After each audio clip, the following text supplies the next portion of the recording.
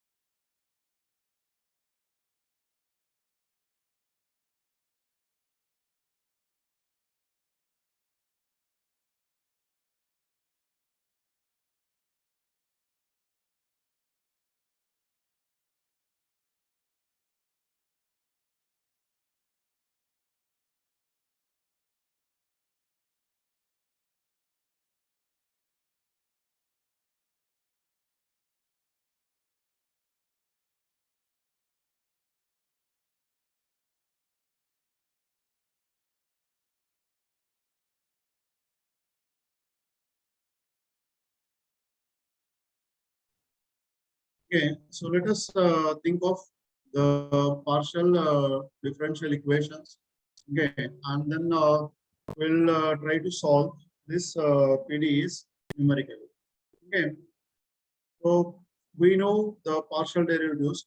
So let u be the function of x and y.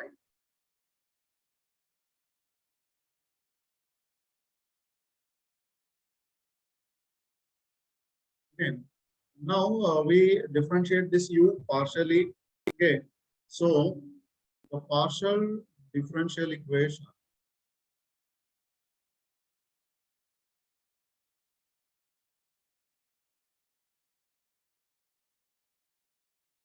of order 2 is given as, what will be having a double square u by double x square plus b double square u by double x double y plus c double square u by double y square plus d double u by double x plus e double u by double y and plus f into u is equal to 0. Okay, this is the partial differential equation of order 2. This is the most common or the general form. Okay, so we can write this in another notation as a u x x. Okay, so u x x means the second order derivative of u with respect to x plus b u x y plus c u y y plus d u x plus e u y plus f into u is equal to 0. Okay, this equation 1. It is the same equation that I have written in two notations. Okay, so where a, b, c, d, e, and f, okay, are functions of x and y. So these are the functions of x and y. Now, if we want to categorize this differential equation, particularly the partial differential equation, then we have to find the value of b square minus 4ac. Okay, so depending on the value of b square minus 4ac, we are able to categorize this partial differential equation into three categories. Okay, so what will be having? the above equation of second order is said to be first elliptic if b square minus 4ac is less than 0. Okay, so when I have this b square minus 4ac is less than 0, then we say this equation is elliptic. Then it is said to be parabolic. It is said to be parabolic if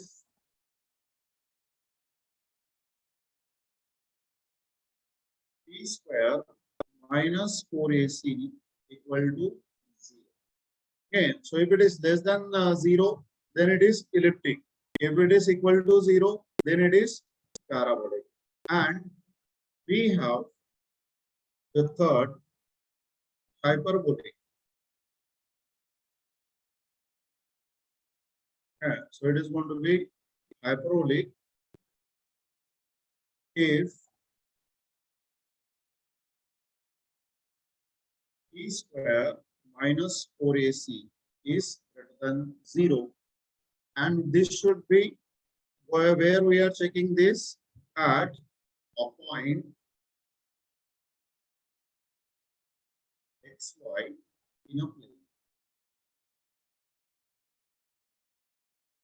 Okay, so what we are doing is we are checking this b square minus 4ac, as we know that a, b, c, d, e, and f are the functions of x and y.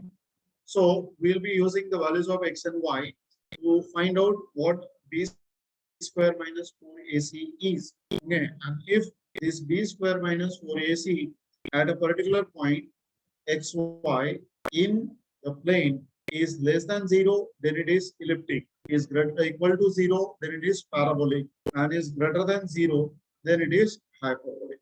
Okay, so this way we can categorize the partial differential equation into three categories. That is going to be elliptic, parabolic, and hyperbolic. So is there any doubt up to 8? No, sir.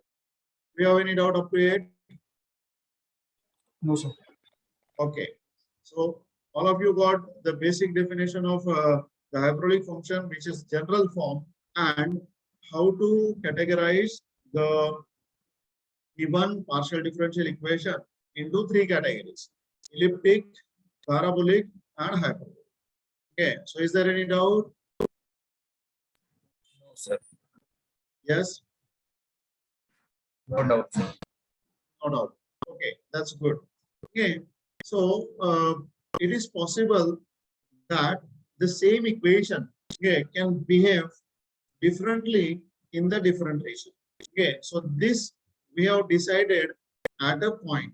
Okay, so this we have decided elliptic, parabolic, and hyperbolic at a particular point.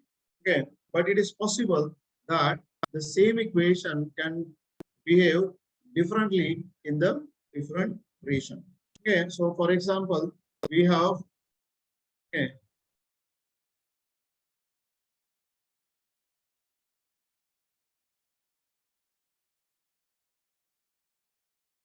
so note that the same equation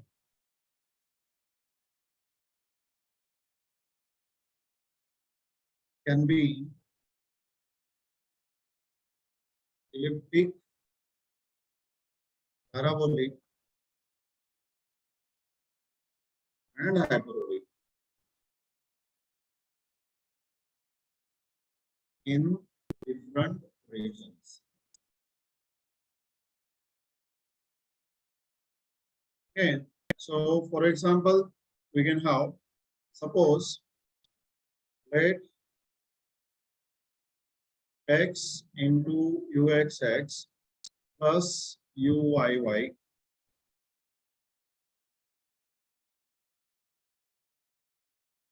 is equal to 0.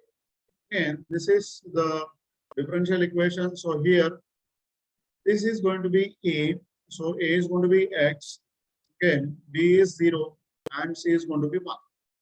Okay, so we have X. Then here we have B is 0 and C is going to be 1.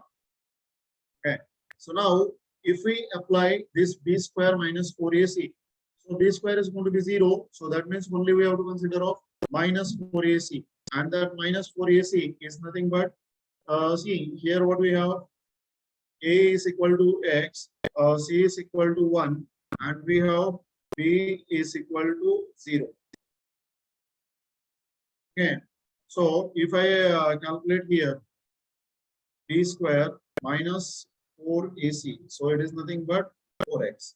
And now, depending on this 4X, okay, so what will happen if X is negative? Okay, 4X goes positive. If X is 0, 4X will become 0. And if X is positive, okay, suppose X is going to be positive, okay, then this minus 4X is less than 0. Okay, or we can say, so what we are getting here, we are getting all the three cases for all the three different values of X. And that's why this will be elliptic.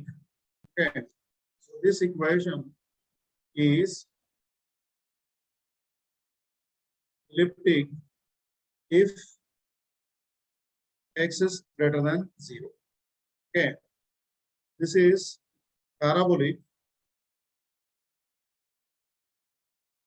if X is equal to 0, and hyperbolic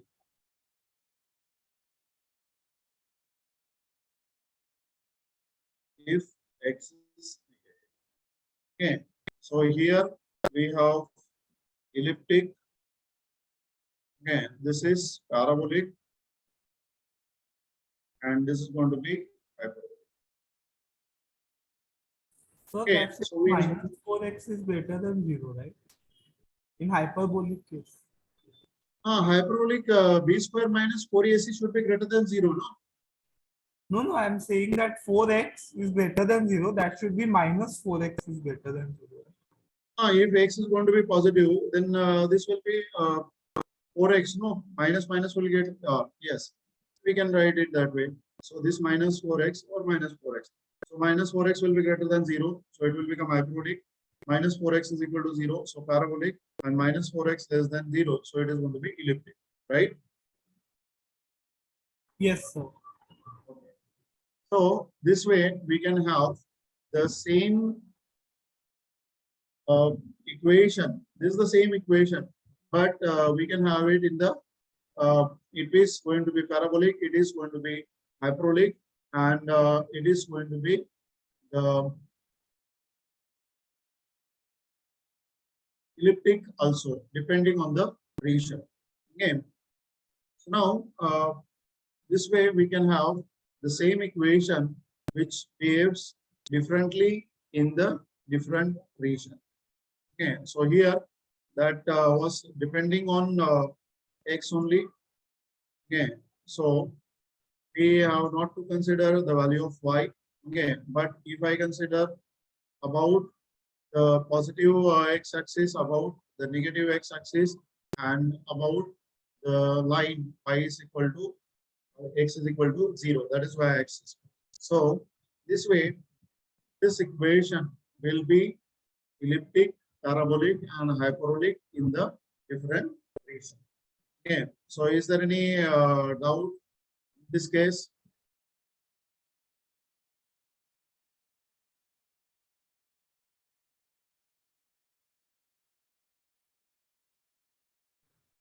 No, sir.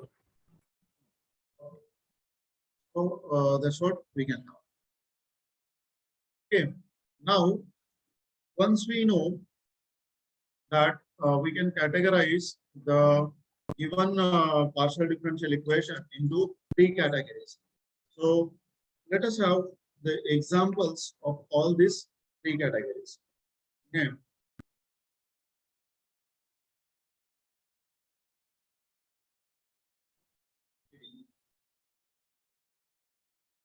First, we try to understand which are going to be the elliptic partial differential equations.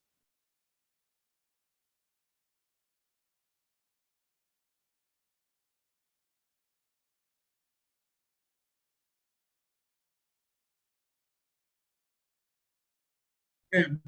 So there are two popular examples which we can say that these are the elliptic partial differential equation. So first is the Laplace equation.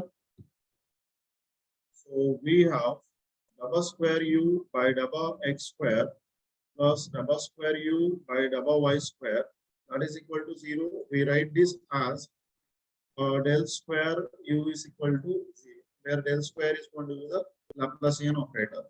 Okay, this is Laplace equation.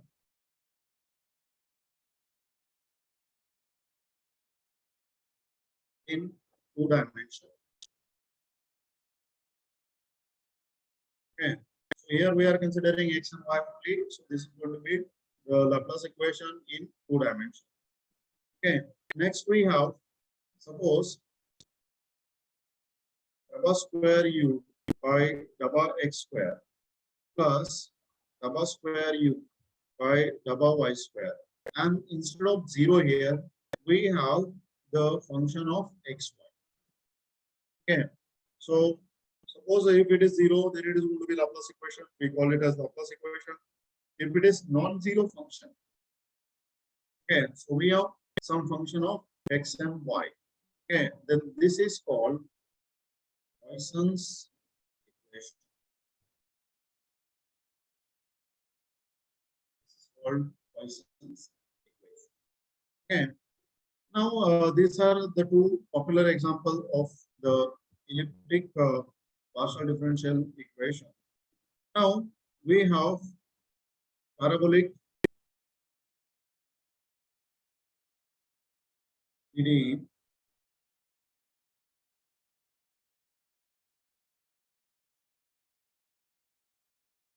Okay.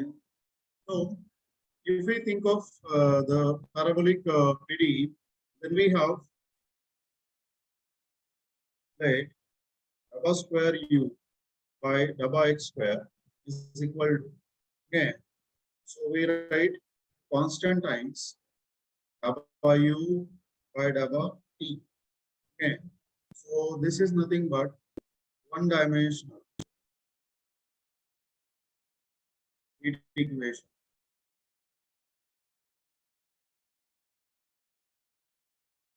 Okay, so this is one dimensional heat equation. Okay, now we can think of the next. Okay, so that is going to be hyperbolic. So can you please scroll up a little? Yes, yes, yes. Okay, so we have the example of elliptic PDE, that is going to be the Laplace equation and Poisson equation. So mostly we use these two. Okay, then in parabolic we use one-dimensional heat equation. So similarly for hyperbolic,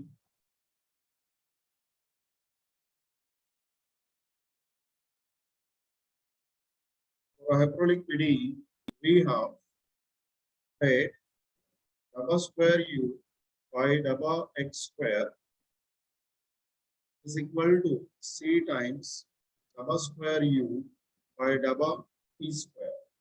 Okay, this is one-dimensional wave equation. Okay, so we have Laplace equation and Poisson equation as the elliptic partial differential equations. We have one-dimensional heat equation, that is double square u by double x square equal to c times w by double t. Then we have hyperbolic PDE, which is double square u by double x square is equal to c times double square u by double t square this is one-dimensional wave equation. So where we can write where C is constant. Okay. So here also we have where C is. Okay. So some people write this C as 1 upon alpha square. Okay. So for solving it easily. Okay. So if we use 1 upon alpha square, we can solve it easily. But basically, it is going to be the constant. So is there any doubt up to 8? No, sir. Okay. So all of you got this examples, and all of you got this categorization of the partial differential equation. Yes, sir. So now we have seen how we are able to have the partial derivatives. Okay, so this partial derivatives now we have to write in terms of the differences.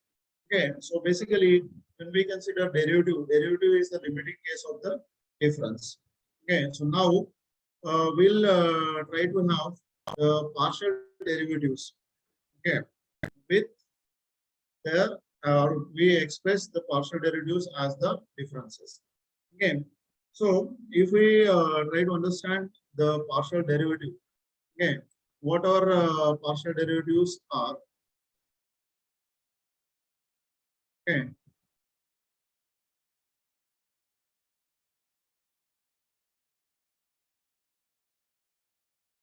that u with the Please function scroll of up.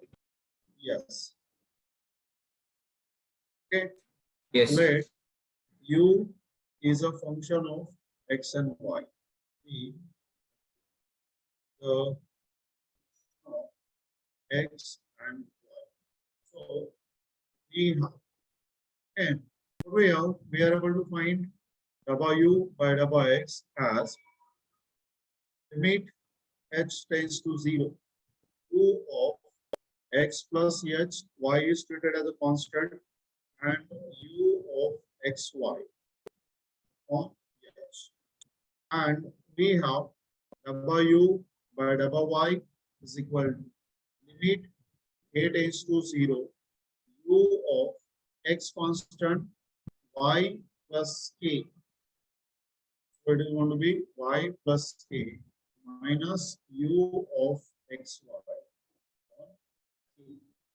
Okay, so actually this is a finite difference. Okay, and this partial derivative is nothing but a limiting case of this finite difference. Okay, so that means this derivative can be approximated by this difference. Okay, so as in the previous lecture, we have approximated the total derivative. Okay, dy by dx or y dash by the finite difference. Similarly, we are able to express the first order partial derivatives in terms of the finite difference, and also we are able to express the second order derivatives in terms of the finite differences. So if we express this first order derivative and second order derivative in terms of the finite differences, then we can solve the given differential equations using finite difference method. Okay, so what we can have is consider. Okay, so we'll have w by x is equal to.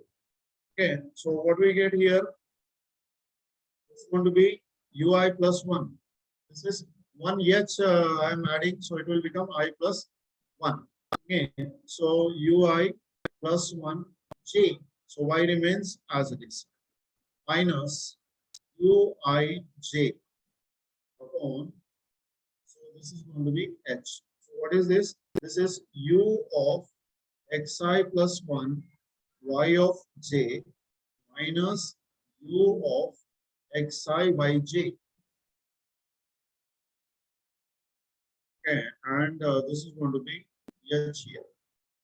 Okay, so we'll be using this notation, but what it means that we need to understand. Okay, Similarly, we are able to define the next derivative w by y. So this is ui j plus 1 minus ui j on k, because here the difference between y j plus 1 and yj is going to be k.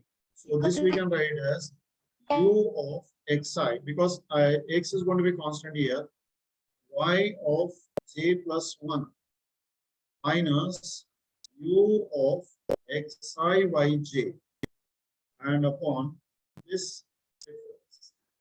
Okay. So what we have, xi plus 1 is equal to xi plus h, and yj plus 1 is nothing but yj plus k. Okay, so here we know h is the increment in x. So here we are considering now y is also the independent variable.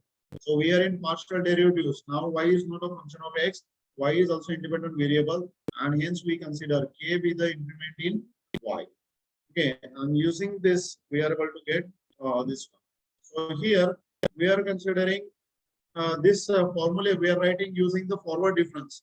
Okay, so we can use the central difference, and then we can write the same formulas as, okay, consider, okay, or we have,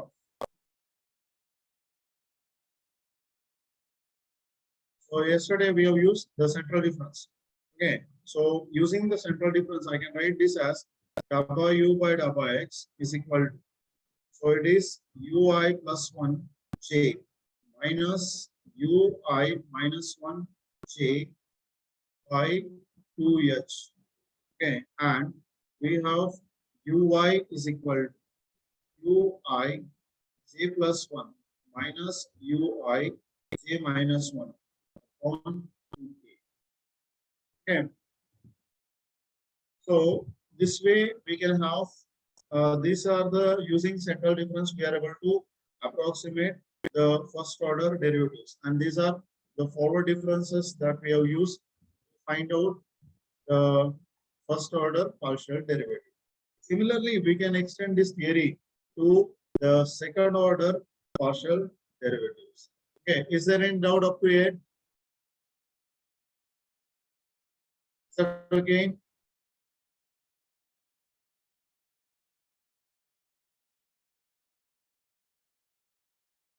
Okay, is Yes, there any sir. doubt? No doubt. Okay, that's great. Fine. Okay, so, and we have second order partial derivatives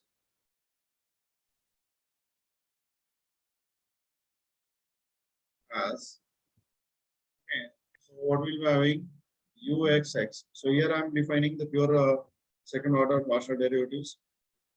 So ui plus 1 j minus 2 uij plus ui minus 1 j. So we are defining the derivative with respect to x. So there is a change in the first index only. Okay. So j is the index with respect to y, and I is index with respect to x. So here, what we have h square, and if we consider uyy, so it is going to be 2i j plus 1 minus 2 uij and plus ui j minus 1, and this will be the increment in y is k, so it is going to be k square here. Okay, so this second order formula is same as what we have done in the in case of the y, when y is a function of x. Okay, only thing is here, when we are differentiating partially, we keep one variable constant while differentiating with respect to the another variable. So when we differentiate with respect to x, we keep y constant. When we differentiate with respect to y, we keep x constant. Okay, so is there any doubt up to it? Are you getting No, this sir. one? Yes, sir.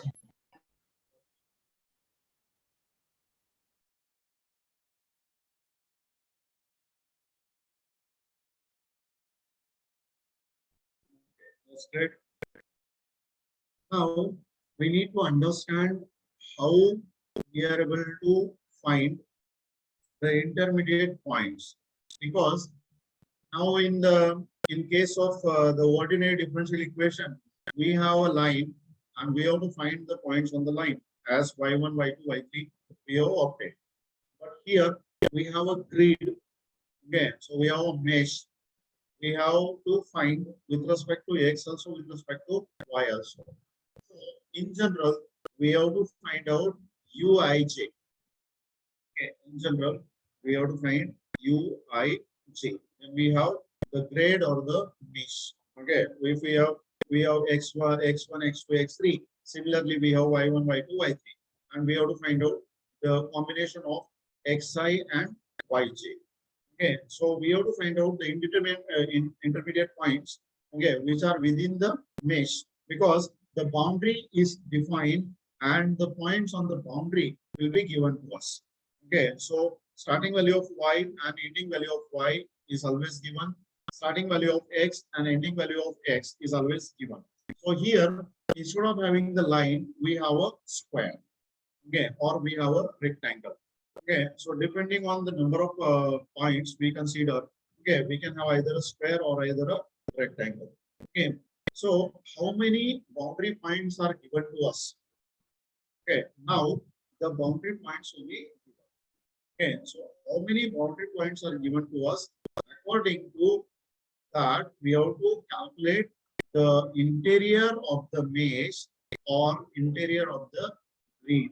Okay, so that means solving the partial differential equation numerically using finite differences means knowing all values in the given grid or all values in the given mesh. Okay, so let us try to understand how to develop the formula, okay, or how to use the formula. So there are two methods to develop any formula.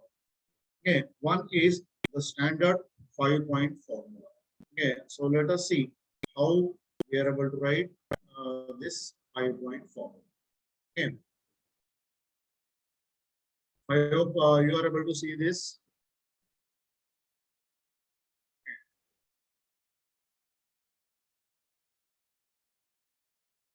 Sir, could you scroll up a little? Yes. Okay, is that okay? Yes, sir. So standard 5-point formula. So this also we write as a PF. Okay. Standard 5-point formula. Now, how to develop this formula or what this formula means? Okay.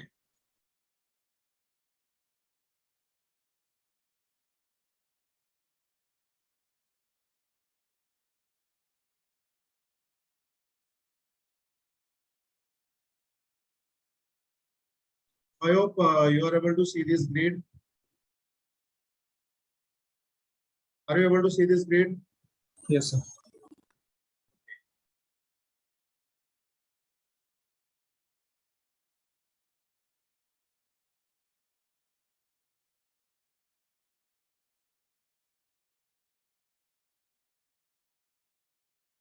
So here we have this 5 points.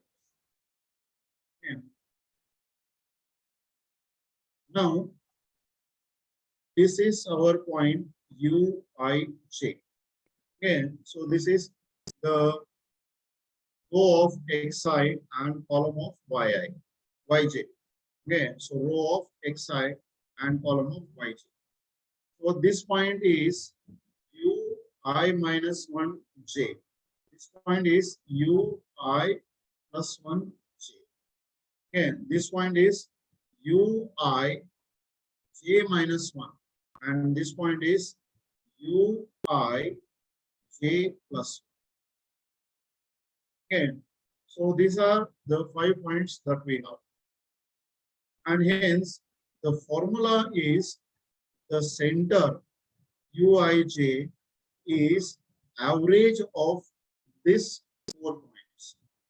Okay.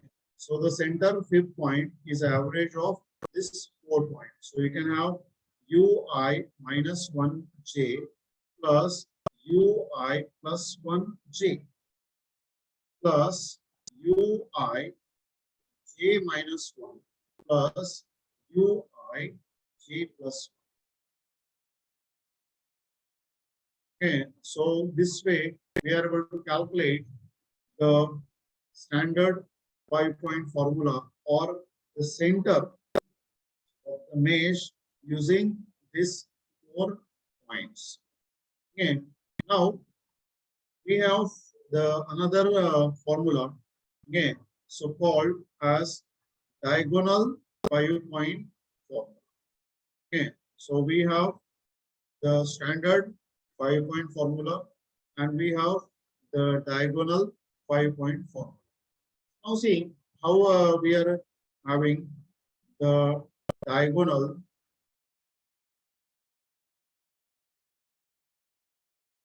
5-point formula.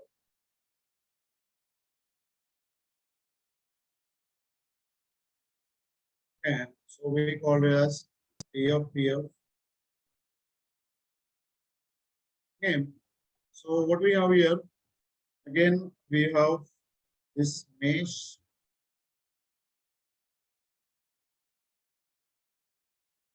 Because we have xi's and yj's. So this is the mesh here.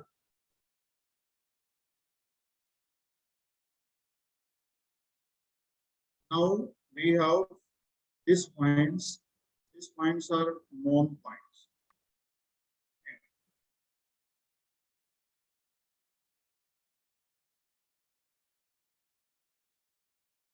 So what are the points you have? This is Uij. Okay.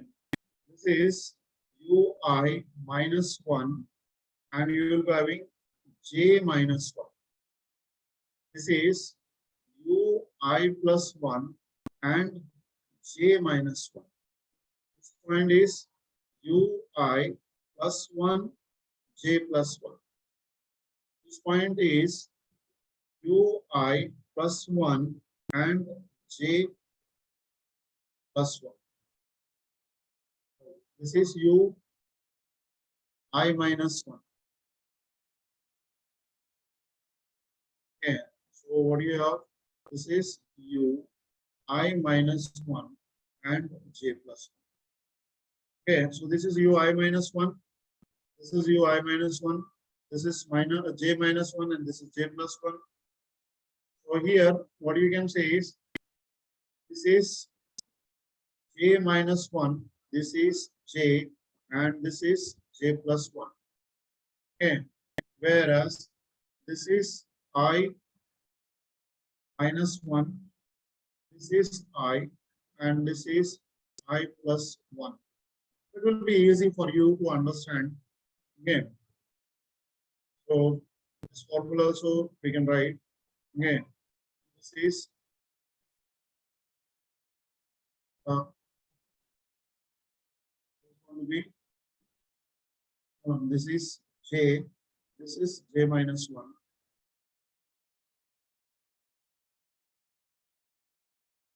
We have written this as right. Okay.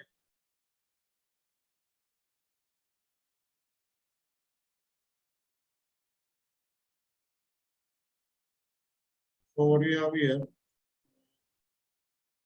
It's going to be j, this is j plus 1.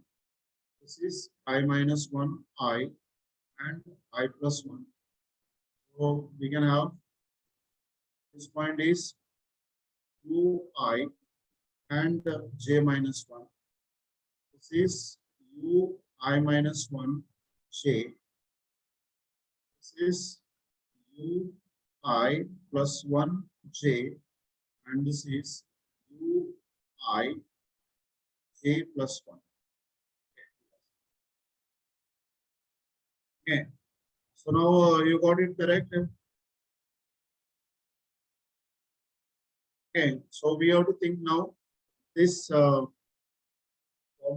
So what we have here is going to be uij is equal to 1 by 4, and this is u I minus 1 j minus 1 plus u I plus 1 and j minus 1 plus u I plus 1 and j minus 1 and plus u I minus 1 and j plus 1. Okay, so that's what we have. Is the formula correct? Is that formula okay?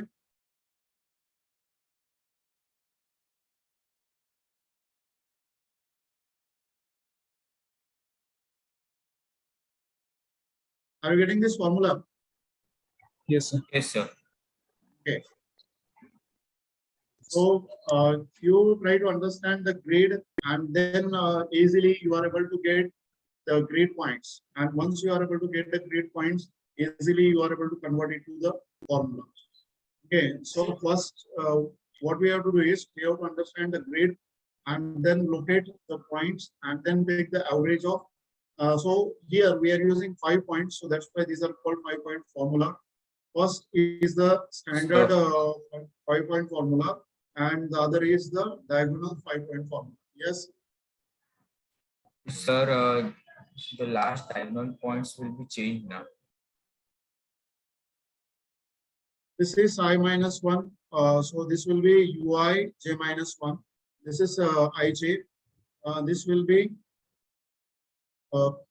yeah. This has to be ui minus 1 j minus j plus 1. Okay. Sir, so in this we are defining the y-axis as I coordinates and x-axis as j, right? Yes, yes. So here these are the values of y for j, and these are the values of xi. Okay, so this will be I minus 1 and j plus 1. We are writing grade like this. Okay, here you will be having the values of xi, and here you will be having the values of yj.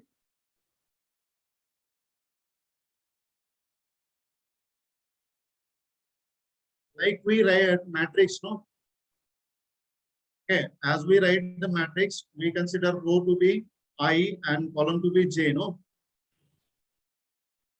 Sir, in this formula, the second term and the third term are same. Okay, then we have to make it. Okay, so this will be j minus 1. That's why we have to be careful. Okay, this will be j minus 1. Now it is correct. So it is I minus 1 j minus 1. This is I minus 1 j plus 1. This is I plus 1 j plus 1. And this is I plus 1 j minus 1. So here I minus 1 j minus 1. I plus 1 j minus 1. This is I plus 1. This will be j plus 1. Okay, this will be j plus 1.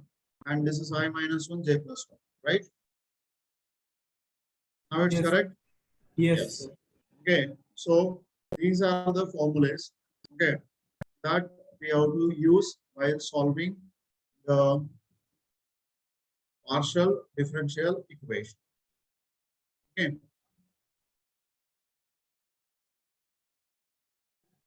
Okay, so we have seen the 5 points formula for if we consider the diagonal 5-point formula, and if we consider the standard 5-point formula. Okay, so we are able to use them on the grid points. Okay, so first of all, how the grid is formed and how we are able to use this standard 5-point formula and the diagonal 5-point formula. So let us try to understand the grid. So here we'll try to solve the Laplace equation. So go with solution of Laplace equation.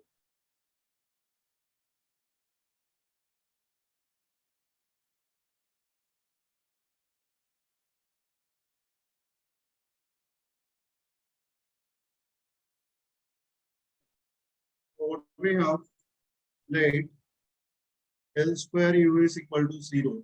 That is double square u by double x square plus double square u by double y square is equal to 0. Okay. P Laplace equation.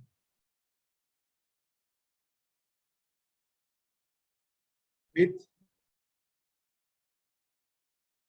given boundary conditions.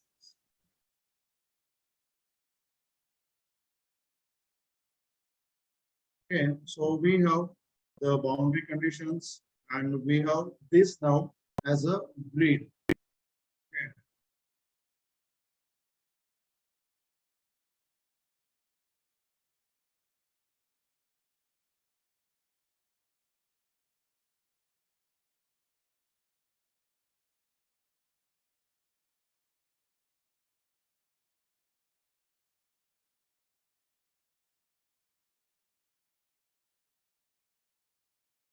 I hope you are able to see this grid.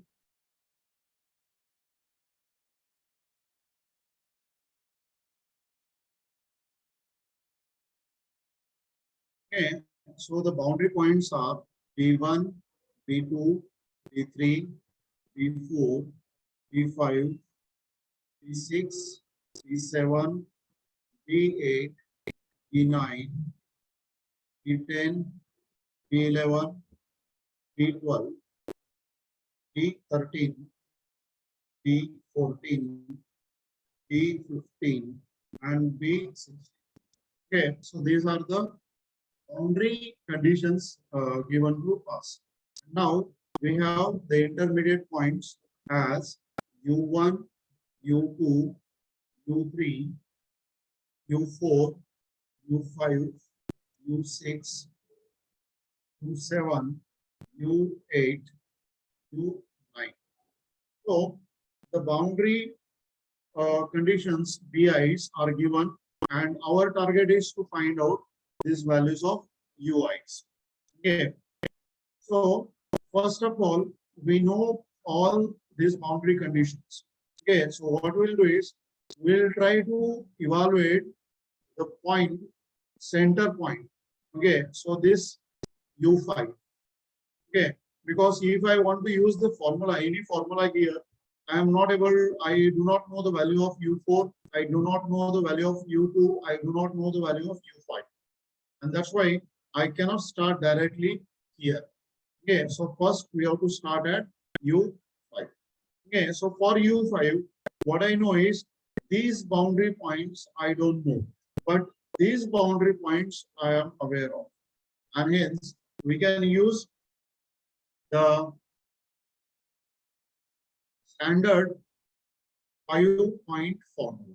Okay, so if we use the standard 5-point formula, what we are able to get, so we have U5 is equal to, so it will be 1 by 4. These immediate points near to U5 are not known, so that's why we use this boundary conditions. Okay, so if I want to use the 4-point formula, then what I have to do, I have to use B3, I have to use B15, I have to use B7, and then I have to use B11. So are you getting this? Yes, sir. Okay. So what we have here, we have, this will be B3 plus B7 plus B11 plus B15. Okay. So this how we got using SFPF. Okay. So using the standard 5-point formula. Okay, so we use the standard 5-point formula and then we are able to get this. Now, after calculating this U5, okay, so we got here U5. Now, if I know U5, I am able to calculate U1 using diagonal because U2 and U4 are not known. But for this U1, I know B1, B3, U5 and B50. Okay, so for this U, I can use the diagonal 5-point formula. Okay, so we can see here, then we have using diagonal 5-point formula, we get, okay, so we are able to get U1. Okay, so what will be U1? 1 by 4. Okay, so this will be 1 by 4. Here we have B1 plus, okay, so you can see this is going to be B1, then B3, okay, B1, B3, U5 we have calculated here and plus B50. Okay, so this way using the diagonal 5-point formula, we are able to get this values. Okay. Now we can calculate U3. So what will be U3? 1 by 4. Okay, check this B3 plus B5 plus U5 and plus B7. Okay, so here if I want to calculate this U3, so what I'll be having? B3, B5, U5 and B7. Are you getting this? Yes, sir. Okay. So now you can calculate U7. So U7 is 1 by 4, U5 plus B11 plus B13 plus B15. And then U9 we are able to calculate as 1 by 4, B7 plus B9 plus B11 plus U5. Okay, so using the diagonal formula, so this point is known, so we can calculate U1, U3, U7 and U9. Now the remaining points U2, U4, U6 and U8. So this can be calculated using the standard 4-point formula. Okay, so using standard 5-point formula, we get. So now we know U1, U3, U5, U7 and U9. Okay, so using these points, we are able to calculate U2. So U2 is 1 by 4. What this value will be? This will be B3 plus U1. Already we have calculated. Plus U3 we have calculated and U5. Then you are able to calculate U4 as 1 by 4. Okay, so we'll be having U1 plus U5 plus U7 plus B15. Then we are able to calculate U6 as 1 by 4. We have U3 plus U5 plus U9 plus B7. And then U8. So it is going to be 1 by 4 U5 plus U7 plus U9 and plus B11. Okay, so this way we are able to calculate the values of all the grid points. Okay, so here what we did, we calculated the values of all the grid points, and this is called the initial values of all these points. Okay, so these are the initial values of all these points. Now, once you get the initial values, onwards, this all 9 values are iterated, okay, using either you can use the Gauss Jacobi's method to find out the first approximation, second approximation, and third approximation, or you can use the Gauss-Seidel method to find the next iterations. Okay. So here we have the system of 9 equations. Okay, and with this 9 values. Okay, so we have U1, U2, U3, U4, U5, U6, and U7, U8, U9. Later on, when we go for approximation, now we know the value of U2, U4, U6, and U8. So we can find out the value of U5 using the standard 5-point formula. Okay. So by using the standard 5-point formula, again we find the value of U5. So that will be the first approximation. Okay.